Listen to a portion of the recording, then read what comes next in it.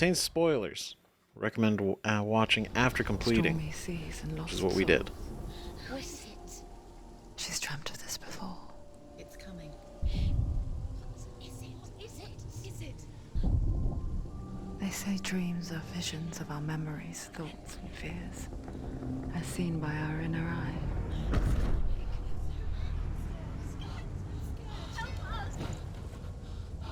But what if each one of us is always dreaming, even when awake?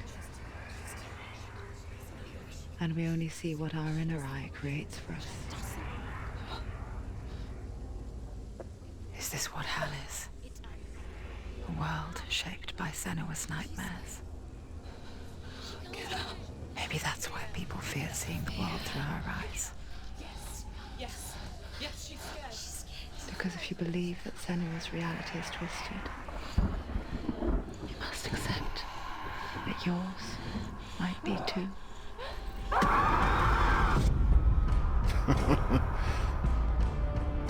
That was a crazy moment. Oh.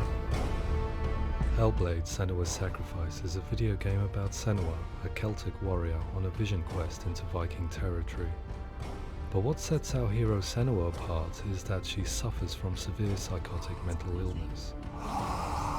He knows she's getting closer. He can feel her coming closer. She's getting closer. They're watching.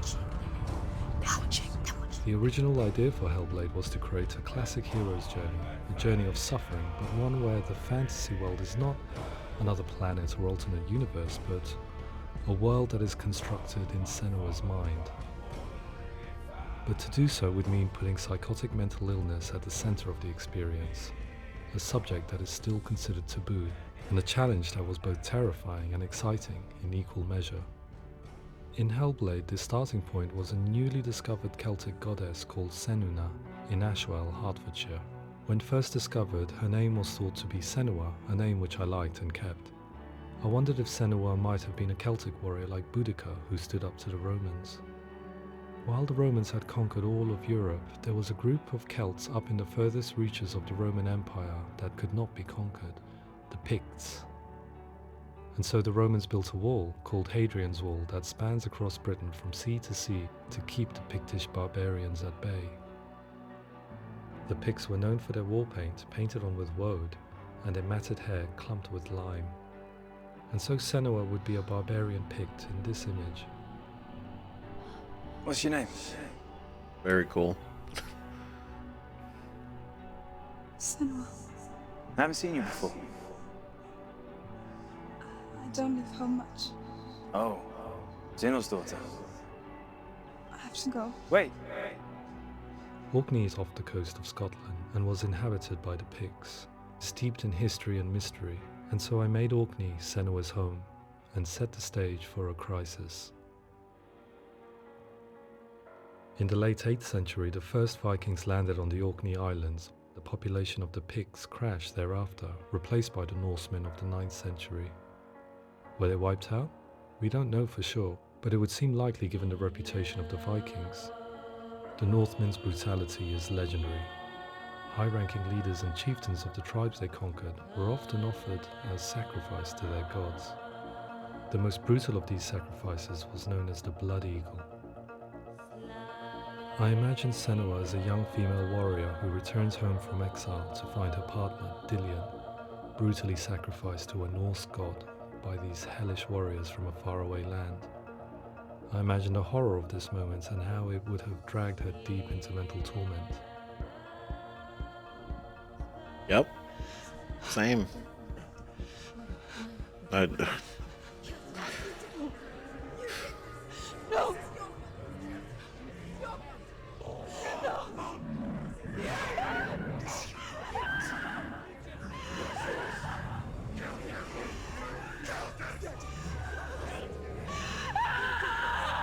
I came to learn that the Celts had a sophisticated and nuanced perspective on the nature of mental disorder.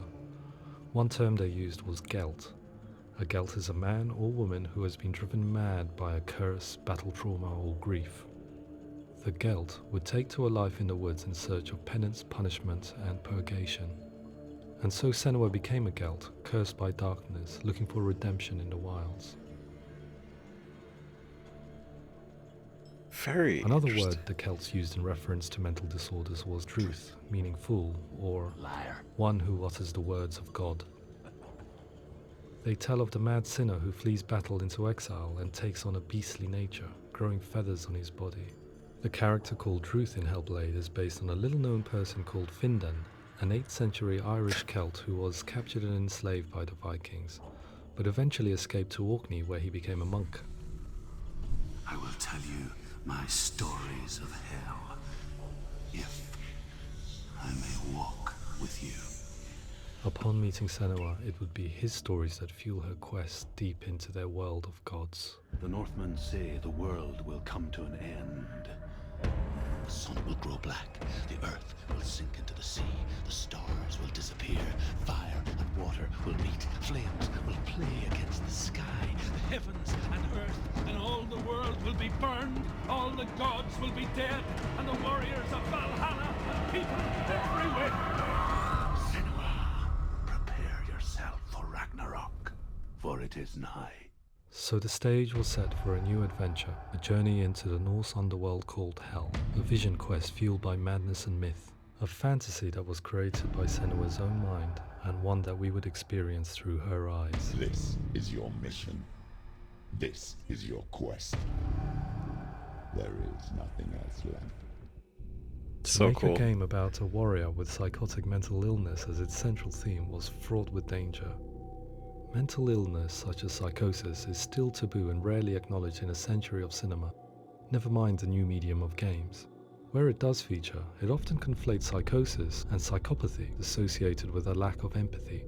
It is unfortunate that these two words sound so similar that they are used interchangeably in media. I must admit that I didn't have to look very far to discover my own ignorance of the subject. So we reached out to Paul Fletcher, psychiatrist and professor of health neuroscience at University of Cambridge. Psychosis is a descriptive term, and it refers to having a loss of contact with objective reality. So it's characterized by two main sets of symptoms. One of them is hallucinations, where somebody experiences perceptions when there is no actual objective thing out there to perceive. You're already dead. Who are you? And the other is delusions, where somebody comes to very often bizarre, unpleasant, frightening beliefs when there's no good evidence in favor of them. There's no doubt about it. The source of the darkness is in Helheim. And the goddess Hela holds his soul there. We reached out to Welcome, a biomedical research charity that spends billions on research and awareness programs aimed at improving health. Mental health hasn't always been presented in the media in a way that is particularly helpful. It can be challenging to engage people with the subject matter, and there are a lot of preconceived ideas about mental health, and particularly schizophrenia and psychosis. So we hope our support allows the team to continue to collaborate with Paul Fletcher and with those who have experience of psychosis to create a game that provides a fresh perspective on the condition and allows audiences to engage with it in a way that just wouldn't be possible in any other medium. What started out as a brief consultation convinced me that we were only scratching the surface of an immensely deep and interesting subject that could enrich and change the very nature of the game. That's cool. Thanks so much for coming in. Pleasure. Thanks. It's really interesting for me. I'd love to be involved. I think it's fascinating. Absolutely. Our understanding of psychosis is still very much a mystery, and ways of treating it are still primitive compared to physical illness. After all, it is easy to see the pain and suffering caused by physical diseases or physical trauma. It is not so easy to see the mental suffering and trauma of severe mental illness. But what if we could find a way to see it? Games are capable of drawing you in for hours on end, playing the role of a character who is different from you, experiencing their perspective, and actively involving you in a world that functions with a different set of rules. That voice is not a command. It's that voice calls you to your death. It's an evil voice. If we were to represent Senua's psychosis, we would have to simulate voice hearing, a common attribute. But how can we simulate something we have no first-hand experience of? Professor Charles Fernyhough, a leading expert in voice hearing from Durham University, offered his help. Hearing voices is an experience that is usually associated with severe mental illness, and crucially we know that hearing voices is a part of ordinary life for many people who don't meet the criteria for mental illness. Yeah. Oh, that's not him in real life. We know voices vary according to where they appear in space. Voices can appear far away in the distance, they can appear right there in your ear, they can seem to be coming from inside your head. Based on the information Professor Fernie Ho provided, I put together a sound brief and invited some actors to the studio. We recorded the actors using a binaural microphone, which records the 3D spatial position of sound, replicating the way sound is heard by human ears. It gives you an incredible sense that the person you are listening to is right there beside you. See how she's going.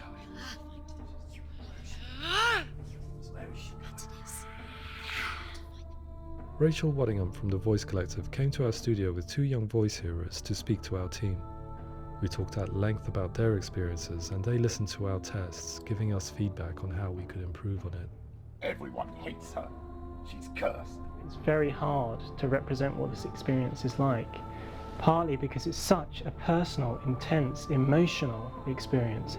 It's testament to how Ninja Theory have been listening to what the researchers are saying, but also crucially listening to the experts by experience. What they've come up with is so compelling. It's by far the best representation I've heard of what these experiences are like.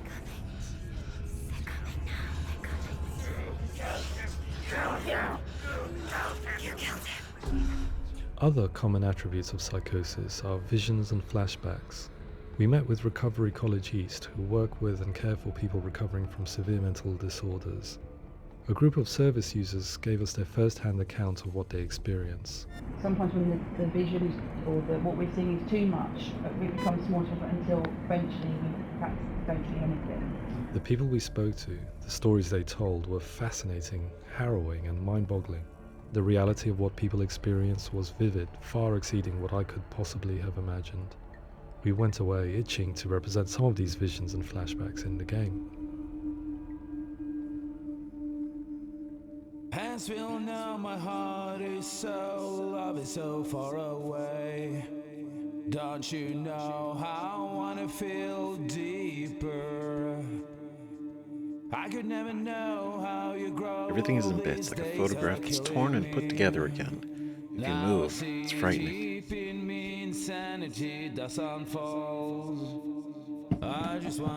Colors seem to be brighter now, almost as if they're luminous. I just wanna feel deeper, deeper. Sometimes the world appears like a kaleidoscope, and it can be beautiful.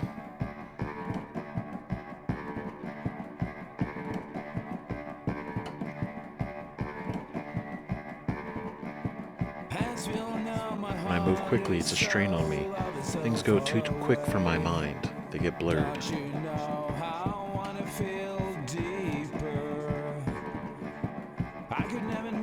I often see waviness and melting of the walls. It makes me feel nauseous.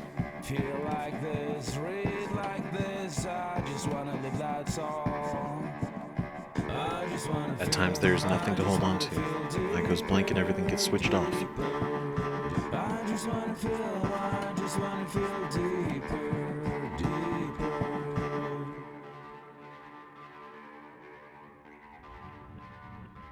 To refine our work, we continue to hold meetings with Recovery College East over the course of a year and a half, showing them what we had achieved so far and refining the in-game representations based on their feedback. With their help, flashbacks, visions and changes in perception were woven into the story and gameplay of Senua. The students that are involved in this project are incredibly excited about being involved. They have described the experience as being important because it values their lived experience and shows that despite what we have been through, all of that experience becomes valid, that actually it's something that we should all be talking about. The experiences described range from beautiful to frightening beyond comprehension. I heard of a girl who has to live with an angry voice screaming at her, slamming on her doors and walls 24 hours a day. Oh and then God. someone who would often see hanging corpses in a room, so real that she would sometimes try to rescue them. The panic and fear that comes with such visions is entirely understandable, and it can be a living horror for some. Worthless, weak, pathetic. Go on, feel sorry for yourself, because there's no one left to do that for you. I was urged by one fellow that we should not shy away from showing this horror. and so I was perpetually torn in making Hellblade. Had we gone too far with our representations or not far enough? Broken and lost. Just like your sword. Come on.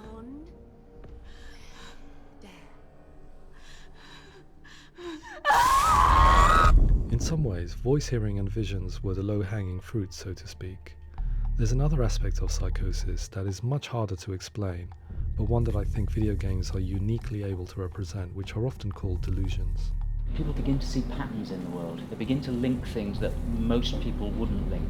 Most of the things that we might think would be coincidence or, not worth commenting on. Nevertheless, that might have a particular salience or importance for them. One individual described how everyday words, sounds, colours and objects were steeped in meaning to him, forming a strange and sinister puzzle that he was determined to solve but could not quite get to the bottom of.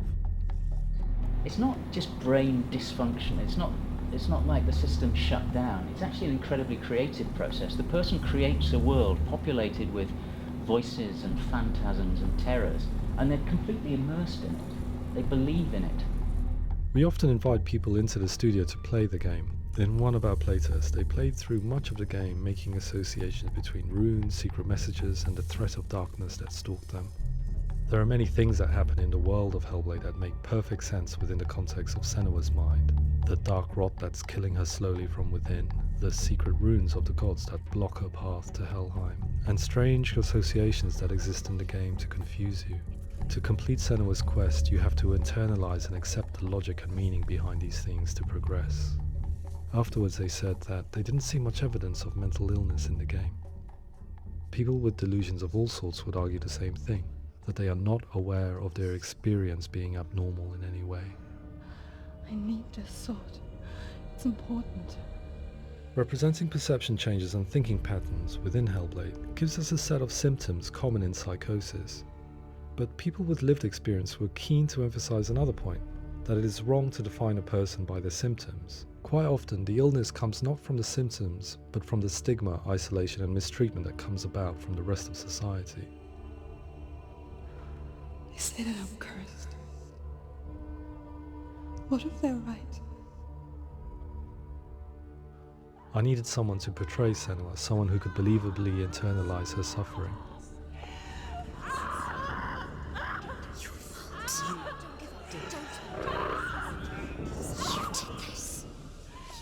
Melina Jurgens, our video editor, had been a stand-in for Senua over a few months while we perfected our motion capture techniques. Without realizing it, she had already auditioned for the role, and I knew her well enough to know that I didn't have to teach her to act, but to relive her own internal pain. As often is the case, those who have suffered mental anguish are never far from us.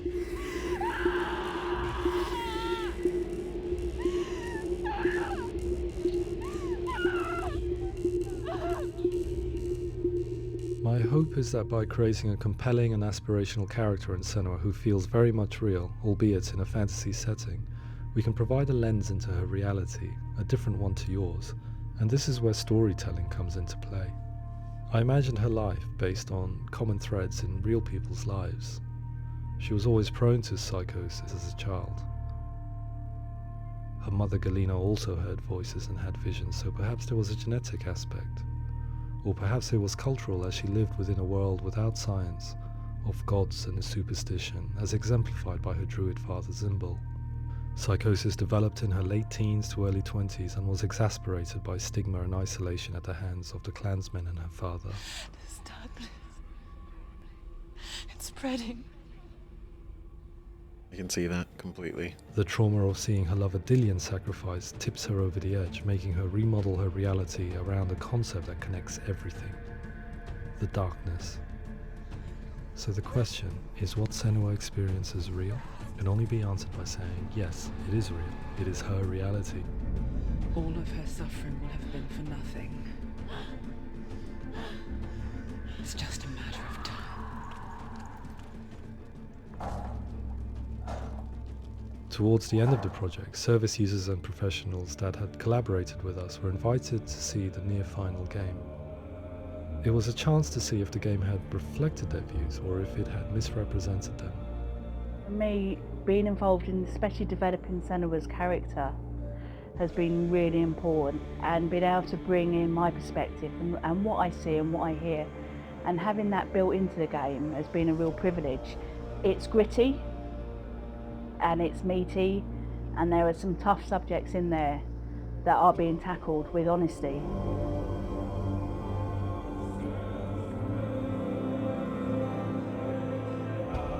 Yeah, it's super impressive. I was blown away by it today, absolutely blown away. It was just fantastic to get the opportunity to use our lived experience in a very creative way. There's nothing tokenistic about the work we've put in. It feels like we've been listened to, things have been taken on board, and I think there was a lot of realism in the game itself, and it feels very authentic.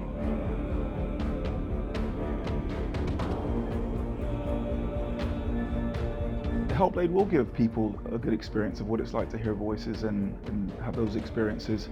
I'm glad that the guys at Ninja Theory kind of asked us to come along and help them build an experience that's positive when it comes out, and get myself a copy and have a go.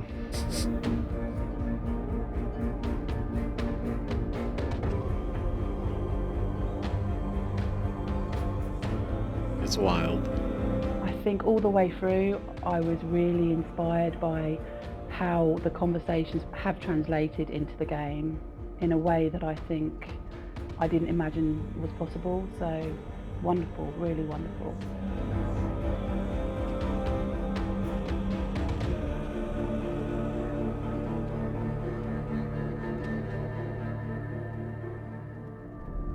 I really hope that others will follow the lead they've set and use the power of something like a video game to change people's perceptions, to increase understanding, and ultimately to make some of the stigma around voice hearing and other experiences go away.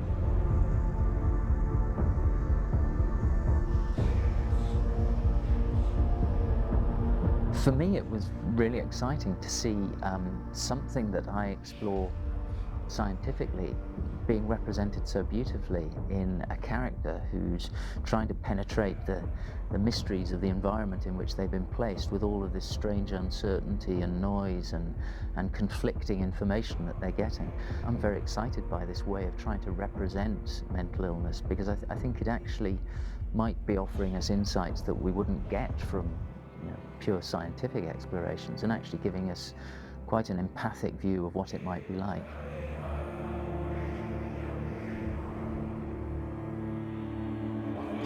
Mental illness has been with us for as long as we have been on this planet, but why? Why hasn't evolution stamped out this weakness from within our gene pool? I often pondered this question until I realized that the question had an inbuilt flaw. It assumes that being and thinking differently is a weakness. The only reason we have computers, spacecraft, medicine, poetry, art, and yes, even video games is because individuals are able to simulate new abstract realities in their minds and share them with the rest of us. We need people to be willing to see differently in order for us to progress and survive as society. And we need to be open to these new ways of seeing. And it is this spirit that motivated me to create Senua's story and share it with you.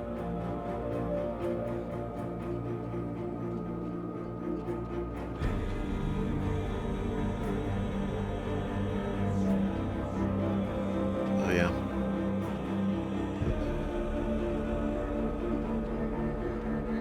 I'd like to find more about psychosis and mental health difficulties. Visit hellbladehelp.info. God damn. Okay, right? Firstly, that feature, holy shit, that is almost a necessity to watch after playing this game. Like, that is... Okay. Super cool. That's like my first feel. It's like, that was actually amazing. That's such cool insight into how they did everything. Like, from the concept stage of, like, it was just gonna be this very simple, story-driven game experience, right? And then they started looking into the psychosis thing. And the fact that they actually went to like Cambridge and to reach out to all these different people and the experts, and actually taking so much time to listen to them, to understand psychosis and like what it is, how it manifests, like what is it on like a base level, and then the differences, and then actually bringing in like the voice hearers and stuff, and actually hearing from them and like what it's like for them, and the fact that so many people are different in what their experience is. It's not just some like blanket thing where basically everybody's pretty much the same except for little differences. It's like some can be drastically different. I mean, hell, the examples they gave where it's like one person is dealing with an angry voice constantly, and it's like banging on the doors and walls, and that's just life. That's just day to day. But then there's the other person that had like the bodies in the room, and so much so that they actually tried to save some of them. And it's just like there's so many different experiences. It's crazy. And the fact that when they were doing like the text descriptions that they got, and then they showed the representation of that in the game, it was like, I was like, oh my god, that's actually that is what I would picture with that description. Like the translation from the description to like what the game actually did is really impressive, right? And seeing how they did the binaural audio recordings and stuff, and then they actually took those tests and actually let the voice hearers listen to them and give feedback on it. Be like, how is this really accurate to what it is? Like, what do you think? Like the level of research and openness that they put into it, that alone impresses me, because it shows that they were very serious and they cared. They wanted to do it right. They wanted to do it really well. You know, they weren't just like trying to just do it, right? And the fact that these people were involved for well over a year is just, it's fascinating. It's fascinating. And it was so cool that the actress that played Senua